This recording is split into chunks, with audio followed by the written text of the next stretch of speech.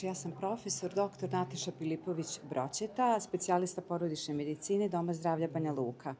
Što se tiče aktivnosti vezano za rano otkrivanje demencije i pravovremeno reagovanje u službi porodične medicine je definisano koji su to faktori uključenja i koji su to faktori neuključenja za ovaj naš screening program.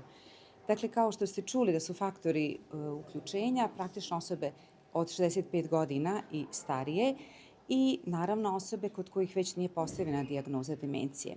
Faktori neuključenja samim tim jesu u stvari osobe kod kojih je postavljena dijagnoza demencije, potom koji imaju druge neregulisane mentalne poremećaje koji su pod dejstvom psihoaktivnih supstanci ili pod dejstvom posljedica zloupotrebe alkohola, zatim osobe koje imaju trajne neurološke ispade uslijed kao posljedica u stvari povreda i ono što je najvažnije, osobe koje nemaju bilo kakve fizičke, odnosno mentalne invaliditete. Takve osobe mogu da ispune naš upitnik i odgovore na naša kako opšta, tako i specifična pitanja vezana za demenciju.